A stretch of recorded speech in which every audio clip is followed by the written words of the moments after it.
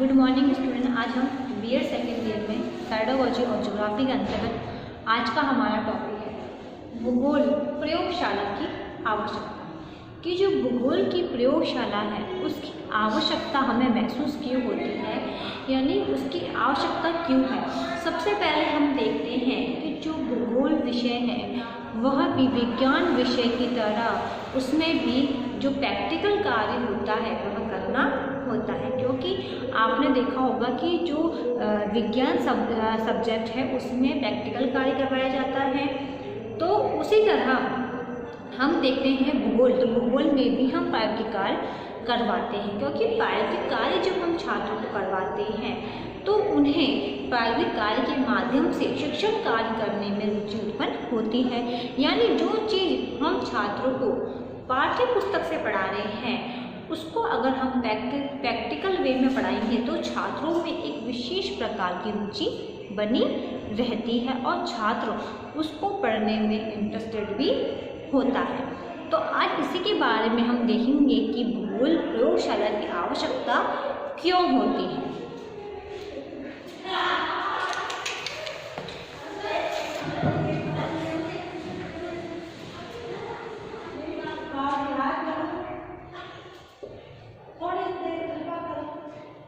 भूगोल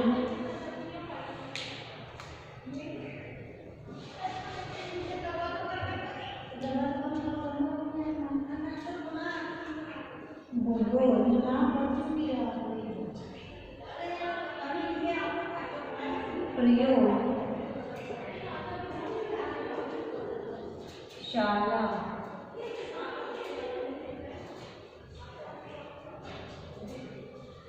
की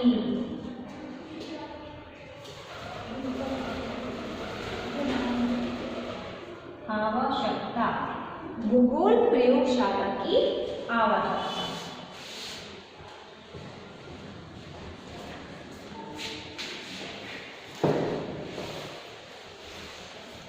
इसके अंतर्गत हम पहला पॉइंट देखते हैं कि भूगोल में भी विज्ञान विषयों की तरह प्रायोगिक कार्य करना होता है, जिसके लिए हमें विभिन्न प्रकार के जो यंत्र होते हैं उसकी आवश्यकता भी होती है।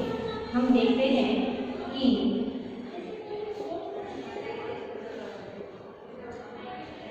भूगोल में भी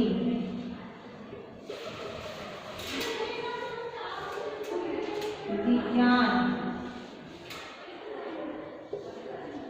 विषय की तरह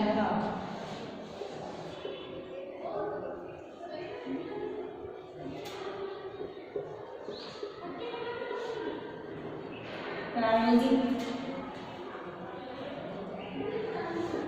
कार्य करना होता है, क्योंकि भूगोल में भी हम क्या करते हैं, जो विज्ञान विषय में जो प्रैक्टिकल कार्य करवाते हैं उसी प्रकार हम भूगोल में भी छात्रों को प्रायोगिक कार्य करवाते हैं, जिसके लिए हमें किनकी आवश्यकता होती है, यंत्रों की आवश्यकता, यंत्रों की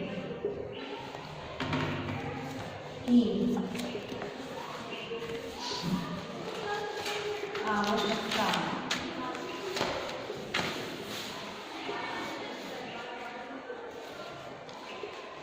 हमें इसके लिए यंत्रों की आवश्यकता पड़ती है, क्योंकि जो हम सर्वे कार्य में इंस्ट्रूमेंट्स काम में लेते हैं उनके माध्यम से हम छात्रों को जो प्रायोगिक कार्य होते हैं वह करवाते हैं, जिससे छात्र उस प्रायोगिक कार्य को करके शिक्षण कार्य को सीखने की कोशिश करता है।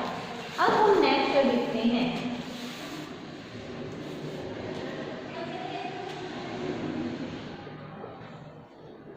एक दिन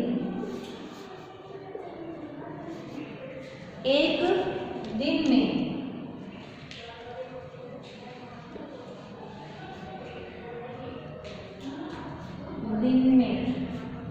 एक दिन में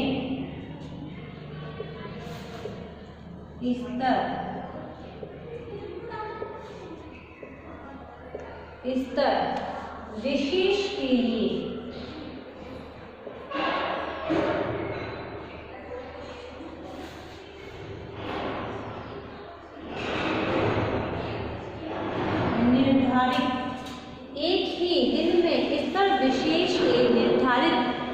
विषयों का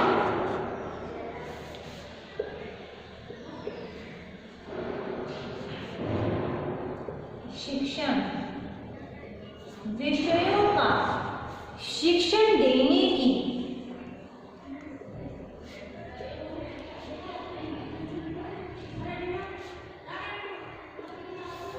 व्यवस्था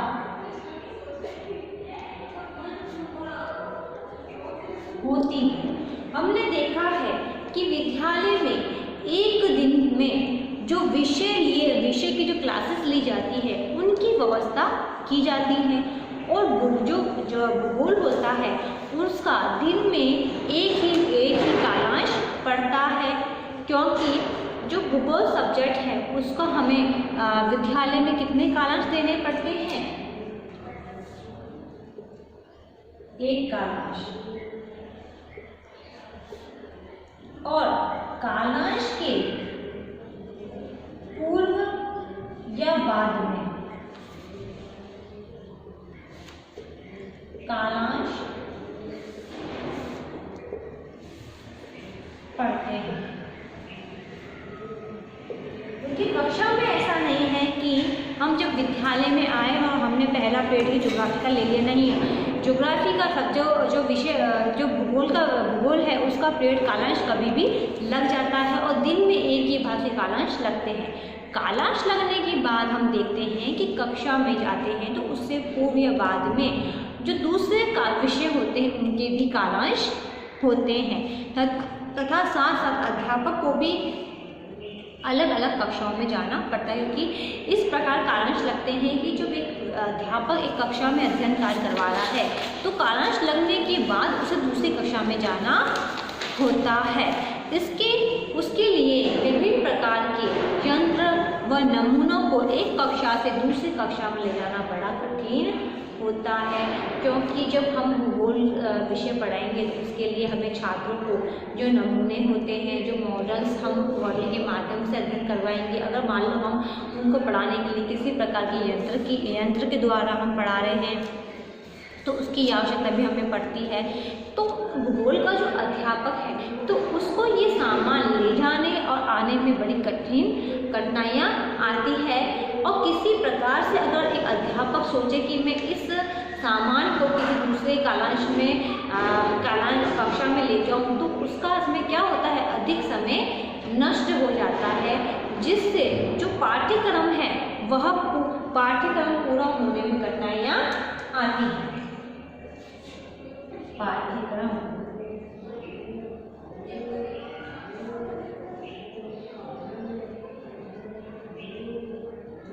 पूर्ण होने में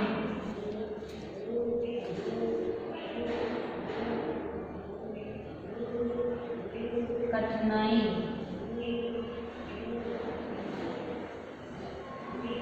आती है, क्योंकि जब अध्यापक कक्षा में जाएगा और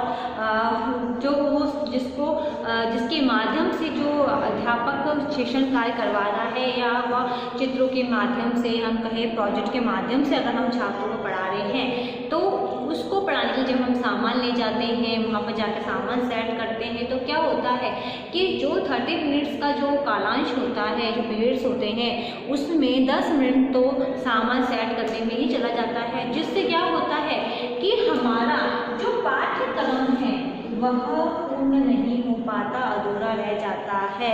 तो उसमें सबसे बड़ी कठिनाई हमें यह आती है। अब हम नेक्स्ट देखते हैं।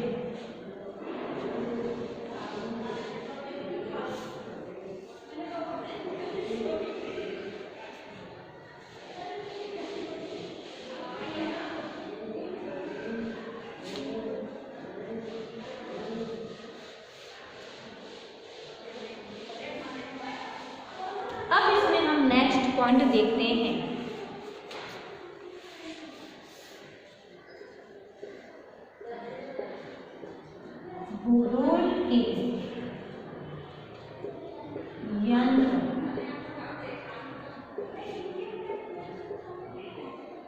भूगोल के यंत्र मॉडल आदि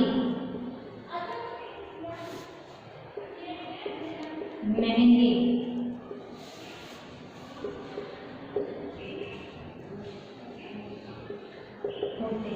क्योंकि भूगोल विषय के अंतर्गत जो यंत्र, जो मॉडल्स काम में लाए जाते हैं वह बहुत ही महंगे होते हैं, क्योंकि उनको पढ़ाने, उनका सामान लेने के लिए हमें काफ़ी जो पैसा है वह खर्च करना पड़ता है। अतः हम देखते हैं तो बार बार इधर उधर ले जाने में टूटने या खराब होने का भी डर बना रहता है, क्योंकि अगर हम बार बार किसी भी यंत्र या मॉडल का हम उपयोग करेंगे तो उसमें क्या होगा कि उसमें टूटने या खराब होने का डर रहता है, क्योंकि हम जब इतने महंगे यंत्रों का उपयोग करते हैं और वो टूट जाते हैं तो फिर वह आगे शिक्षण कार्य करवाने से कोई हमें फ़ायदा नहीं होता है। इसलिए हमें देखना है कि जो यंत्र मॉडल है उसको हम एक ही स्थान पर रखकर छात्रों को शिक्षण कार्य करवा सके। अब हम नेक्स्ट देखते हैं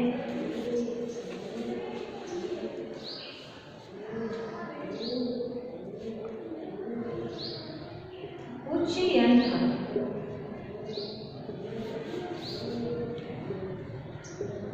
इस प्रकार की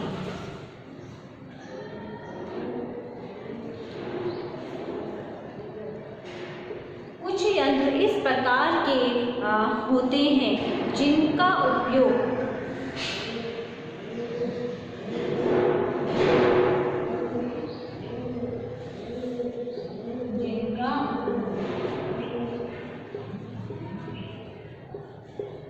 एक स्थान पर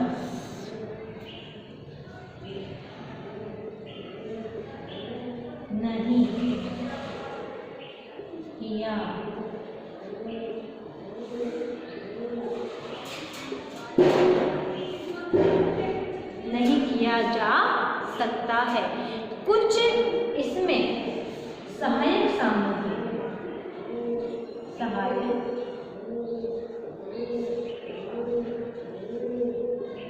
इसके अंदर हम देखते हैं क्या कुछ सहायक सामग्री ऐसे भी होती है जिसके प्रदर्शन के लिए हमें किसकी आवश्यकता पड़ती है?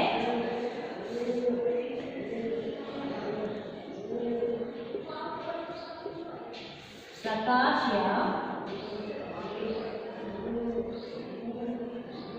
अंधकार की, क्योंकि जब हम छात्रों को प्रोजेक्टर के माध्यम से पढ़ाएंगे तो हमें कक्षा में अंधकार होना बहुत ही आवश्यक होता है, जिसके लिए हमें नियत स्थान की आवश्यकता पड़ती है। यानी भूगोल में हम देखिए प्रयोगशाला हमें एक होनी चाहिए जहाँ पर हम छात्रों को, जब हमें जब कक्षा में प्रकाश चाहिए, जब हम मान लीजिए हम चार्ट के माध्यम से पढ़ा रहे हैं तो छात्रों को वह चीज़ किस प्रकार दिखे कि उसमें उजाला रहे, तभी छात्रों को चार्ट के माध्यम से हम पढ़ाएंगे।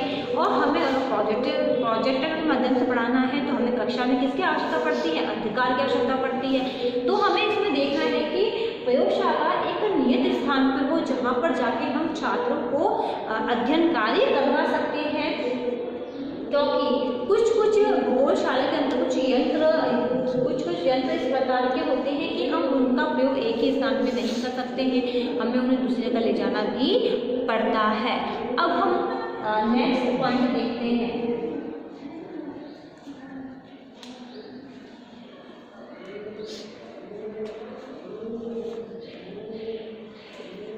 कई बार अध्यापक को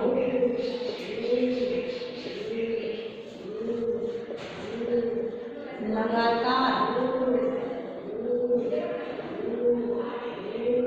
कालांश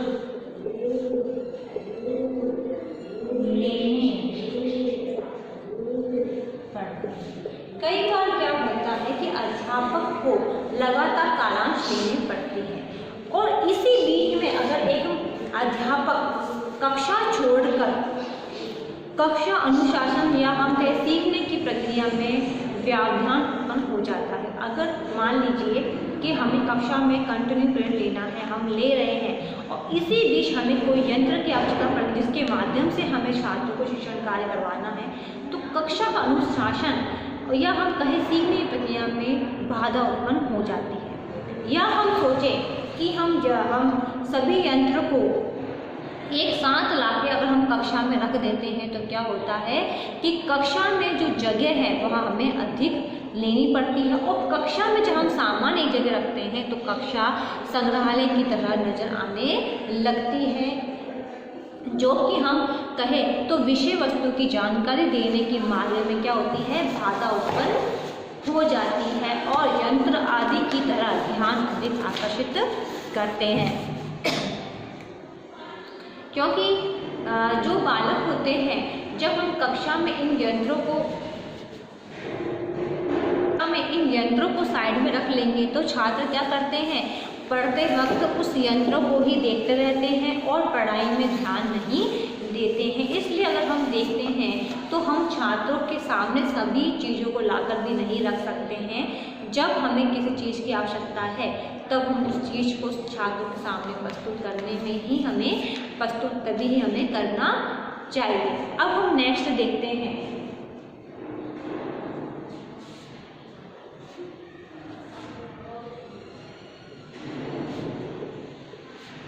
भूगोल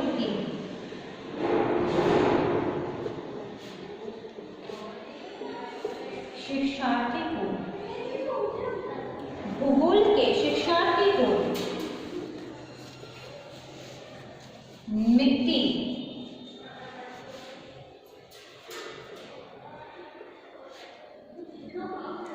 खनिज, मिट्टी, चट्टान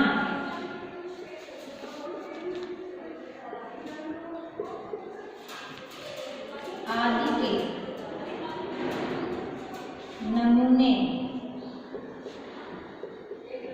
एकत्रित करके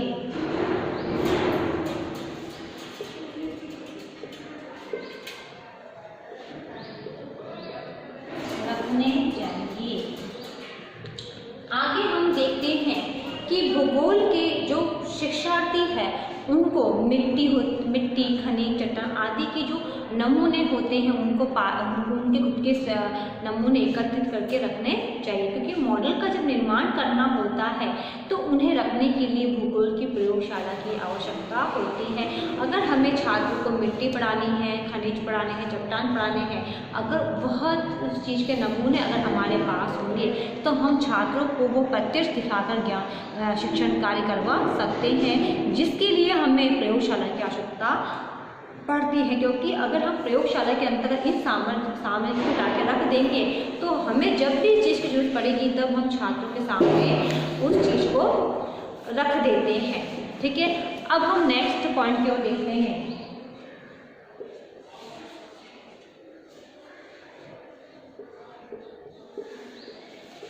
भूगोल शिक्षण, भूगोल शिक्षण की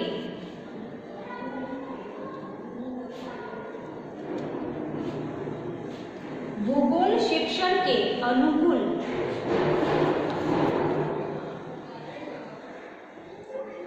वातावरण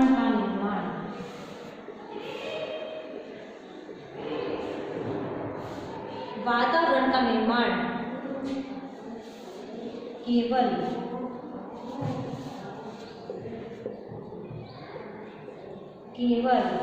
भूगोल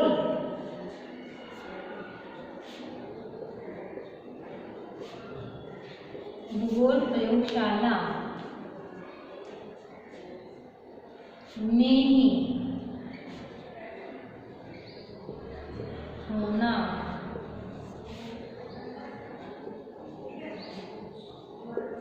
संभव है। आगे हम देखते हैं कि भूगोल शिक्षण के लिए अनुकूल वातावरण का निर्माण कहाँ संभव हो सकता है, भूगोल प्रयोगशाला में, जिसमें सीखने की प्रक्रिया में प्रत्यक्ष प्रभाव भी पड़ता है। क्योंकि भूगोल की जो प्रयोगशाला होगी तब हम उसमें जो वातावरण है वह सक्रिय बना सकते हैं, क्योंकि छात्रों को उस कक्षा में पढ़ने में रुचि अनुभव हो सकती है। इसके अंदर हम देखते हैं कि जो भूगोल के यंत्र या उपकरण हैं उनको रखने के लिए अलग जगह की आवश्यकता होती है, जो कि प्रयोगशाला में भी संभव, क्योंकि भूगोल शिक्षण के अंतर्गत इतने यंत्र काम में लिए जाते हैं, इतने मॉडल्स बनाए जाते हैं जिसके लिए हमें भूगोल की प्रयोगशाला की आवश्यकता पड़ती है, क्योंकि हम भूगोल की प्रयोगशाला में जहाँ एक जगह उस स्थान एक स्थान पर जाके हम इन सभी यंत्रों को रख देंगे। रखने के बाद हम जब भी जिस चीज़ की जरूरत पड़ती है तो वो हमें नियत स्थान पर मिल जाएगी, जिससे हम छात्रों को शिक्षण कार्य करवा सकते हैं। अब हम नेक्स्ट देखते हैं।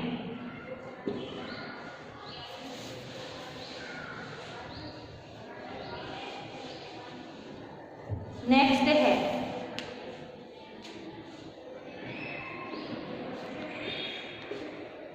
श्याम पट्ट पर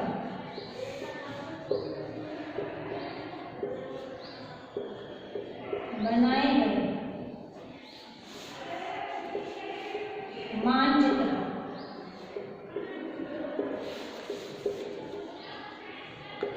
श्याम पट्ट पर बनाए गए मानचित्र प्रक्षेप मापनी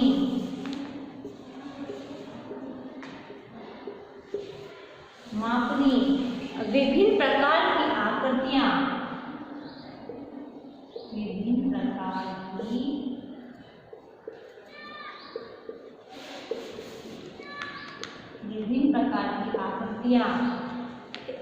या हम कहें संकेत, जो संकेत चिन्ह होते हैं आदि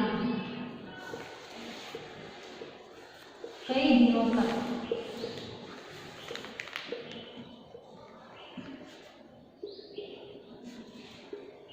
काम में आते हैं। क्योंकि भूगोल के अंतर्गत हम देखते हैं कि जो मानचित्र होते हैं, प्रक्षेप होती है, जो मापनियाँ होती है, जो संकेत होते हैं, उनका उपयोग शिक्षण कार्य में अधिक बार किया जाता है, क्योंकि कोई ना कोई टॉपिक इससे संबंधित हो ही जाता है। तो ऐसी स्थिति में हम क्या करेंगे कि अलग कक्ष होने पर हम अध्यापक का इन वस्तुओं को पुनः बनाने का श्रम या समय की बचत हो जाती है, क्योंकि हम शाम पट्ट पे हम जो मानपरी है या मानचित्र है या प्रक्षेप पे है उनको बनाकर रख देंगे। जब भी हमें उससे संबंधित टॉपिक को पढ़ाना है तो वह हमारा ब्लैक बोर्ड में चीज़ बना हुआ रहेगा और हम उसके माध्यम से छात्रों को शिक्षण कार्य करवा लेंगे, जिससे जो एक अध्यापक है उसके श्रम की बचत होगी और समय की भी बचत होने लग जाएगी, जिसका उपयोग वह आगे शिक्षण कार्यों में कर सकता है। इसलिए हम शाम पट्ट पर इन चीज़ों को बनाकर रख देंगे। अब नेक्स्ट पॉइंट है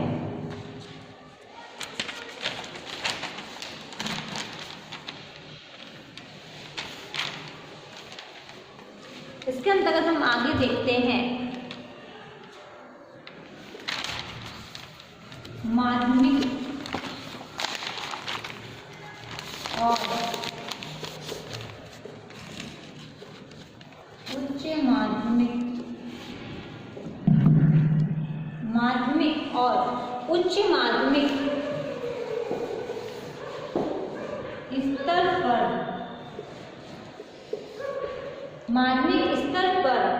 जो प्रायोगिक कार्य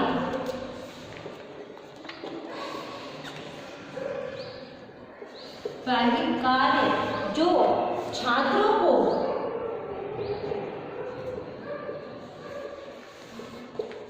स्वयं करने के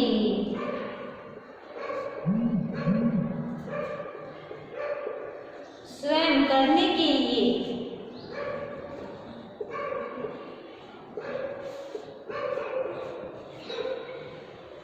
दिया जाता है, तो उसमें क्या होता है, समय अधिक लगता है।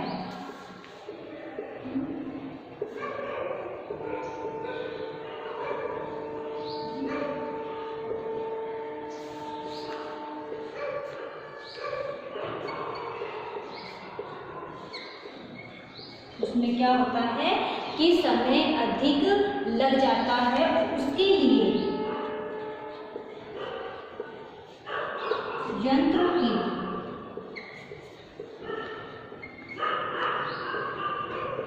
आवश्यकता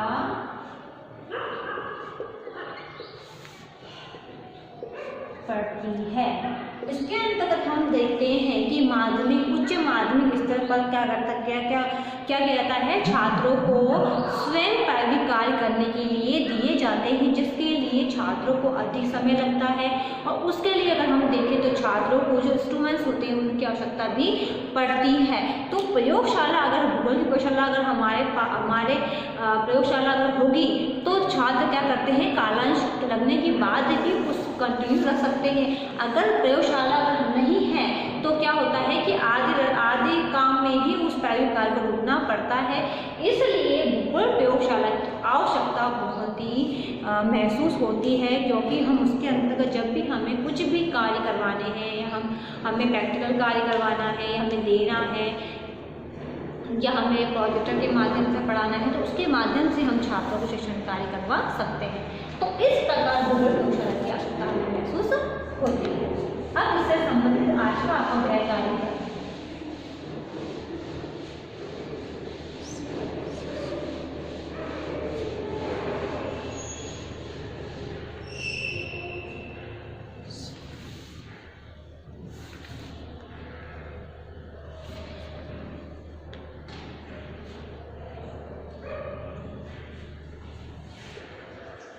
क्वेश्चन है भूगोल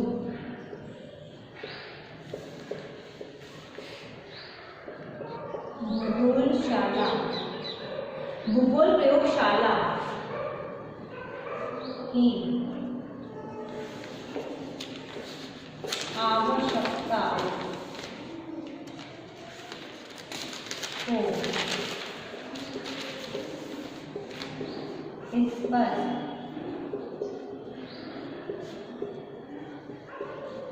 कीजिए। कि भूगोल प्रयोगशाला की आवश्यकता को स्पष्ट कीजिए, ये आपको आपके नोटबुक में उतारना है।